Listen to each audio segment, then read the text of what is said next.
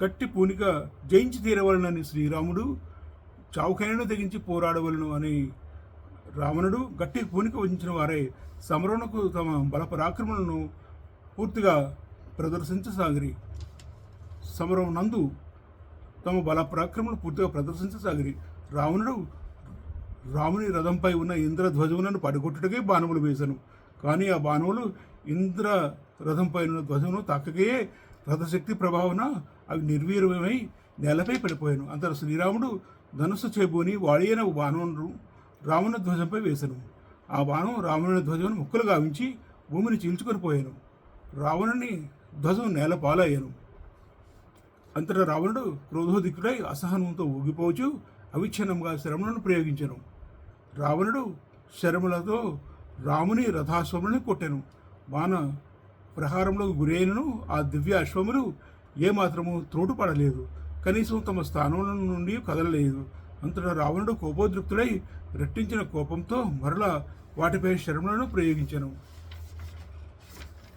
అంతటా రావణుడు ఇంకను గదులను, ఇనుప గుదియలను, చక్రములను, ముసలములను, పర్వత శిఖరములను, వృక్షములను, అట్లే శూలములను, గండ్రగొడ్డలను ప్రయోగించను. ఈ శస్త్ర పరంపరాధికములను అన్నీ మాయాకల్పితములే.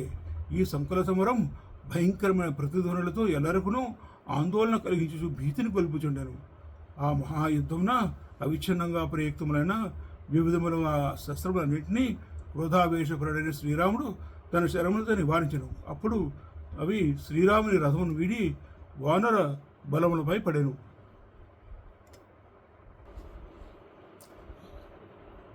అప్పుడు రావణుడు వేల కొలిది బాణములను ప్రయోగించెను. అవి ఏమాత్రము సందు లేకుండా ఆకాశమును పూర్తిగా కప్పివేసెను. అప్పుడు శ్రీరాముడు రావణుని ఎడ అనాదరణ భావంతో నవ్వుచూ తన ధనుసుని తీవ్రమైన నిశితములైన వేల కొలిది బాణములను సంధించి ప్రయోగించెను. అంత రావణుడు కూడా తన శరములతో ఆకాశమును కప్పివేసెను. ఆ ఇరువురును అవిచ్ఛిన్నంగా ప్రయోగించున్న బాణకాంతులతో నిండిన గగనం శరబద్ధమైన మరి యొక్క ఆకాశంగా విరాజిల్లుచుండెను. ఆ బాణములన్నీ లక్ష్యపూర్వకంగా సాగుచుండెను. ఆశించిన ప్రమాణములో శత్రువులను ఛేదించుచుండెను. ఆ అస్త్రములలో నిష్ఫలమైనది ఒక్క అస్త్రం కూడా లేదు. కుడి ఎడమ చేతులతో బాణములను పరంపరంగా ప్రయోగించుచున్న ఆ మహావీరులు తమ బాణవర్షంచే ఆకాశంలో ఏమాత్రము ఎడమ లేకుండా చేసిరి.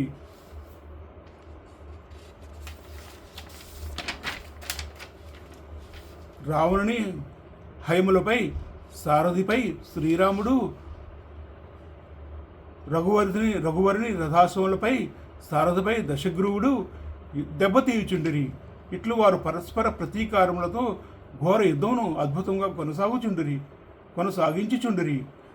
ఆ రావణుడు తన రథ ధ్వజమును పడగొట్టినందులకు శ్రీరామునిపై మిక్కిలి కినుకు వహించి ఉండెను.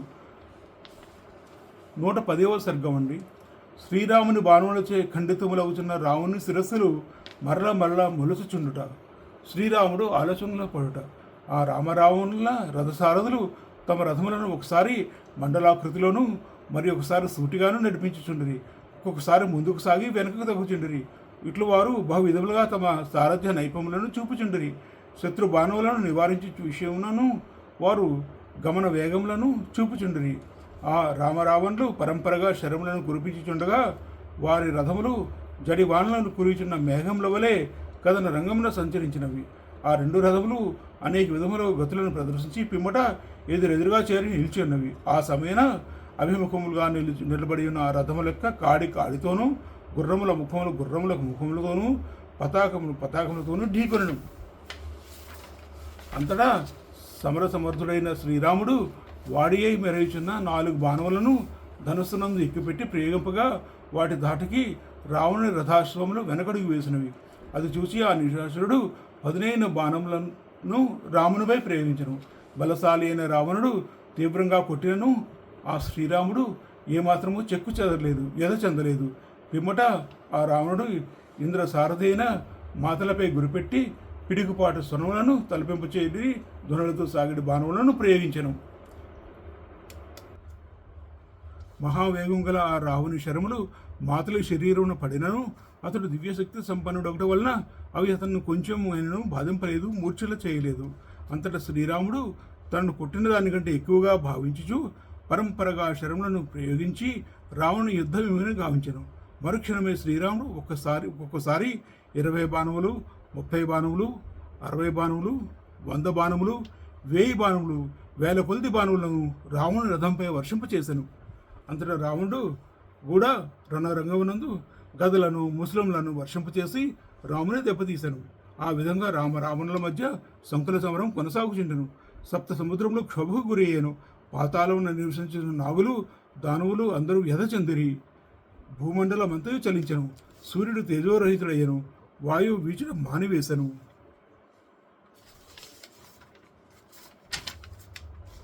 దేవతలు, మహర్షులు, గంధర్వులు, సిద్ధులు, కిన్నరులు, మహానాగులు మున్నగు వారెల్లరూనూ చింతాక్రాంతులయ్యి. గోవులకు, బ్రాహ్మణులకు శుభముగాక, పరివర్తనశీలములకు లోకములన్నీను సురక్షితముగా నుండుగాక, ఈ యుద్ధమున శ్రీరాముడు రాక్షసరాజైన రావణుని జయించుగాక అని జపించు దేవతలు, మహర్షులు రావణ యుద్ధమును గాంచుచుండిరి.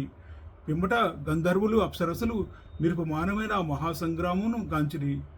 ఆకాశమునకు ఆకాశమే సాటి, మహాసముద్రంతో సమానమైనది మహాసముద్రమే. అట్లే రావణ యుద్ధమునకు సదృశమైనది రావణుల యుద్ధమే. ఇట్లా పలుకుచూవారు ఆ రావణ సంగ్రామమును కన్నులప్పగించి చూచుచుండిరి. మిగిలిన రోషంతో శ్రీరాముడు మహా విషసర్పం వలె తీక్ష్ణమైన బాణమును ధనుసును సంధించి రావణుని శిరస్సును ఛేదించెను. ఆ శిరస్సు భూమిపై పడిపోవుటను ముల్లోక వాంసులు గాంచిరి. మరి ఒక శిరస్సు రావణుని దేహమును మొలచెను. అంతటా కార్యదక్షుడైన శ్రీరాముడు దాన్ని కూడా ఖండించెను. యుద్ధమున రాముని బాణప్రహారము గురి అయిన ఆ రెండవ శిరస్సు కూడా ఎప్పటి వలె ఏర్పడెను. అనంతరం పిడుగుల వంటి రాముని శరముల ధాటికి అదియును ముక్కలై పడిపోయాను. ఇట్లు సమాన తేజస్సుతో వెంట ఏర్పడిన వందల కొలది శిరస్సులను ఆ శ్రీరాముడు ఎన్నిటిని ఛేదించుచును అవి వెంట ఏర్పడుచుండొచ్చే ఆ నిశాచరుడు రావణుడు హతుడు కాకుండాను. రావణుని అంతమొందించు మార్గము శ్రీరామునకు అంతుపట్టకుండాను. అంత శ్రీరాముడు సర్వాస్త్ర ప్రయోగములను ఎరిగినవాడు రావణుని హతమార్చు విషయంలో దీర్ఘాలోచనలో పడెను. నా కడనున్న ఈ బాణముల చేతనే మారుచిన నిహితుని గావించితిని, కరదూషణాదులను వధించితిని, క్రౌంచారణ్యమునందు విరాధుని దండకార్యను కబంధుని నేలపాలు చేస్తుని, ఈ శరముల చేతనే మధ్య చెట్లను, పర్వతములను, వాలిని భగ్నపరిచితిని, సముద్రుని క్షోభింపచేసుకుని రావణుని విషయమున ఈ వీటి శక్తి ఇట్లు సన్నగిల్లటకు కారణమేమి అని తలపోయిచు జాగరూకుడై రావణుని వక్షస్థలమున శరవర్షమును శ్రీరాముడు కురిపించాను. అంతా రథస్థుడై ఉన్న రాక్షసుడు రాజగు రావణుడు క్రుద్ధుడై రణమునందు గదులను, ముసలములను అవిచ్ఛిన్నంగా ప్రయోగించుచు శ్రీరామునిపై దెబ్బతీస్తాను. అట్లు ఆ వీరుడు ఇద్దరి మధ్య అంతరిక్షమునందును, భూమి మీదను, ఇంకను త్రికూట పర్వతం పైనను ఆశ్చర్యం గొలుపుచు మహాసంగ్రామం కొనసాగను.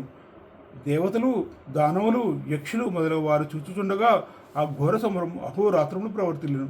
రాత్రి ఎందు కానీ, పగటి పూట కానీ, ఒక ముహూర్తం కాలం కానీ, కనీసం ఒక క్షణకాలం పాటు అయినను ఆగక ఆ రామరావణ యుద్ధం నిర్విరామంగా కొనసాగుచుండెను. అంతటా మాతలి శ్రీరామునితో ఇట్లనెను: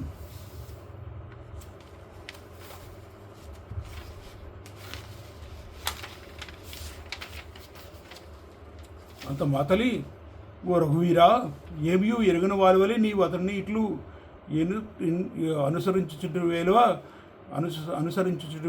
ఎలా రావణుడు వేసిన బాణములను నివారించుచుంటివే గాని అతను వధించుటకై పూనుకుంటవే లేదేమి?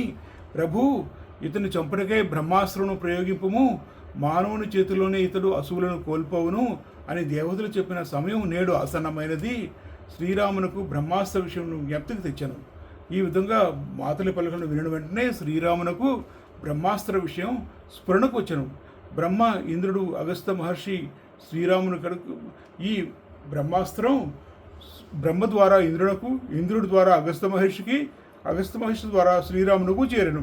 వెంటనే ఆ వీరుడు బొసులు కొట్టుచున్న మహాసర్పం వలె వెలుగులను చిమ్ముచున్న ఒక బాణమును చేబూనెను. ఈ దివ్యాస్త్రమును మొట్టమొదట పూజైన అగస్త్య మహర్షి శ్రీరామునకు సమర్పించను. ఈ బ్రహ్మాస్త్రం రణమునందు మిక్కిలి శక్తివంతమైనది, అభంగమైనది. మిగుల తేజస్సంపన్నుడైన బ్రహ్మదేవుడు ఇంద్రార్థమై దీనిని నిర్మించెను. ఆ బ్రహ్మదేవుడు ముల్లోకములను జయింపగోరిన దేవేంద్రునకు దీన్ని ప్రసాదించెను. బ్రహ్మాస్త్రం యొక్క రెక్కలయందు వాయుదేవుడు, పదునునందు అగ్నిదేవుడు, సూర్యదేవుడు అధిదేవతలుగా ఉన్నారు. ఇది వాయువేగమును సాగిపోవును. అగ్ని వలె సూర్యుని వలె ఇది తేజస్శాలి. ఇది ఆకాశం వలె విశాలమైనది, ఎక్కడికైనాను చొచ్చుకొని పోవును. బరువునందు మేరు మందర గిరులతో తుల్యమైనది. బంగారంతో అలంకృతమై బలమైన రెక్కలు గల ఈ అస్త్రం ఉజ్వల కాంతులతో తేజరిల్లుచుండును. సకల భూతముల తేజస్సారమై ఈ బ్రహ్మాస్త్రం నిర్మితమైనది. సూర్యకాంతులతో విలసిల్లున్నది. పొగలతో కూడిన ప్రళయ కాలాగ్ని వలె భయంకరమైనది. ఈ బ్రహ్మాస్త్రం మహాసర్పం వలె మెరుగుచున్నది. అతి వేగంగా శత్రువుల యొక్క గజాశ్వ సమూహాలను ఛేదించున్నది. అది వీరుడు యొక్క పురద్వారములను, పరిఘలను, పర్వతములను ముక్కలు ముక్కలుగా చేయున్నది. వజ్రం వలె దృఢమైనది ఈ బ్రహ్మాస్త్రం. దాని వేగం వల్ల కలిగడి ధ్వని భయంకరం, కపట యుద్ధమును ఛేదించున్నది. యముని రూపం వలె దీని రూపం మిక్కిలి భయావహము. ఇది రాక్షసులకు వినాశకారి. ఈ బ్రహ్మాస్త్రం గరుత్మంతుని రెక్కల వలె చిత్ర విచిత్రమైన బలము పుంఖములు కలిగి వేగంగా సాగిపోనుది. లోకములలో గల శరములలో శ్రేష్టమైనది ఈ బ్రహ్మాస్త్రం. ఇక్ష్వాకు వంశవారులకు శత్రుభీతిని పోగొట్టున్నది. శత్రువుల కీర్తి ప్రతిష్టలను దెబ్బతీయున్నది. దీన్ని ప్రయోగించి వారికి సంతోషం కలిగించినట్టుది. ఇటు బ్రహ్మాస్త్రమును రఘువీరుడు సంతోషంతో గ్రహించెను.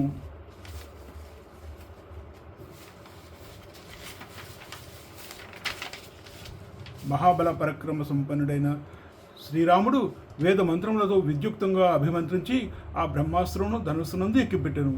ఆ మహాస్త్రమును సంధించినంతనే భూమండలం కంపించెను. పిమ్మట రఘురాముడు మిగులు క్రుధుడై గట్టి పూనిగా వహించి ధనుస్సును ఆ కర్ణాంతం లాగి ఆయుపట్టులను ఛేదించే ఆ అస్త్రమును రావణునిపై ప్రయోగించను. ఇంతటా ఇంద్రుడు ప్రయోగించిన వజ్రాయుధం వలె దృఢమనేది, యముని వలె నివారింపనేది అగు ఆ శరము రావణుని వక్షస్థలమున నాటుకొనెను. ప్రాణాంతకమైన ఆ అస్త్రం అతి వేగంగా వెళ్ళి దురాత్ముడైన రావణుని హృదయమును చీల్చివచ్చను. శత్రువును దుర్మాడుట్లో తిరుగులేని ఆ అస్త్రం రావణుని ప్రాణములను హరించి రక్తసిక్తమై మరుక్షణమే భూమిలోకి ప్రవేశించను. రావణుని హతమాసిన పిమ్మట ఆ శరము కర్తవ్యమును ముగించుకొని నా వినమ్ర సేవకుని వలె తిరిగి శ్రీరాముని తూనీరమున చేరెను. ప్రాణములపై ఆశ వదులుకున్న రావణుని యొక్క హస్తమునందున్న బాణసహితమైన కార్మకం అతని ప్రాణములతో పాటు నేలపాలయ్యను. మహాబలశాలి అయిన రావణుడు రాక్షసరాజు అసువులను కోల్పోయి వజ్రాయుధం యొక్క దెబ్బకు హతురైన వృత్రాసురుని వలె రథం నుండి రణభూమి యందు పడిపోయాను. గతాసువై రణరంగమున పడి ఉన్న తమ ప్రభువును చూచి రాక్షసులు మిగిల భయపడుచు ఎట్టివారు పారిపోయిరి. వానరులు సంతోషంతో పొంగిపోయిరి. దేవతలు దుందుబులు అంతరిక్షమునందు మోగినవి. రాముని రథంపై అంతరిక్షం నుండి పువ్వులను వెదజల్లుచు దుర్లభమైన మనోహరమైన పుష్పవర్షం కురిచినది. గగనమునందు శ్రీరామును స్తుతించు బలి బలి అనుచు ప్రశంసావచనం వినబడినవి. విభీషణుడు, లక్ష్మణుడు రణభూమి యందు శ్రీరాముని విద్యుక్తంగా పూజించిరి.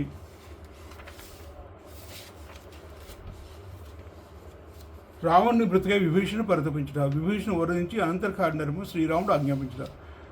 శ్రీరాముని చేతిలో పరాజితుడై నిహతుడై భూమి మీద పడి ఉన్న నిద్రించున్న వారి వలె ఉన్న సోదరుని చూసి విభీషణుడు అంతులేని శోకంతో కృంగిపోచి విలపింపసాగెను. అన్నా, నీవు మహావీరుడవు, పరాక్రమశాలివి, విద్యావంతుడవు, హంసతూలిగా తల్పంపై శయనించేవాడవు. అట్టి నీవు అసువులను కోల్పోయి ఇట్లు భూమిపై పడి ఉండేటి వేళ వీరా, నేను ఇదివరలో నీతో హితవచనములను పలికి ఉంటిని. కానీ అప్పుడు నీవు కామమోహ పరుషుడవై నీకు ఆ మాటలు రుచింపలేదు. దాని ఫలితమును నీవిప్పుడు అనుభవించుచుంటివి. నీవు కామమోహ పరుషుడవై ఉంటివి. గర్వంతో నీ కళ్ళు మూసుకొని పోయినవి. సీతాపహరణం వలన కలిగడి ప్రమాదమును గూర్చి నేను నీకు చెప్పిన హితవచనములు మీరందరూ తృణీకరించి దాని ఫలితమును అనుభవించితిరి అనను. రావణుడి వృక్షరాజమును యుద్ధమునందు శ్రీరాముడి ప్రచండ వాయువు కూల్చివేశను అని చెప్పాను. రావణుడి మదపటేనుగును తేజస్సే దంతములు, పరంపరగా వంశ ప్రభావం దానికి వెనుముక, కోపమే దాని కాళ్ళు మొదలగు అవయములు. ఇక్షాకు వంశశ్రేష్ఠుడు శ్రీరాముడు అనేది సింహం యొక్క పంజాదెబ్బకు గురి అయి ఆ రావణుడనే మదగజం నేలపాలయ్యను అనను. రావణుడి అగ్నికి పరాక్రమ ఉత్సాహములే చెలరేగిన జ్వాలలు అతని బలమే ఆ అగ్నికి వేడి ప్రతాపశాలి అయిన రాక్షసరాజునడి అగ్నిని శ్రీరామునడి మేఘ వర్షధారలు ఆర్పివేసినవి. రావణుడి వృషభమునకు రాక్షసులే తోక, మూపురం కొమ్ములు, అది పరులను పీడించటంటూ మదపు ఏనుగు వంటిది. విషయవాంఛల ఎందలి లౌల్యమే దాని కన్నులు.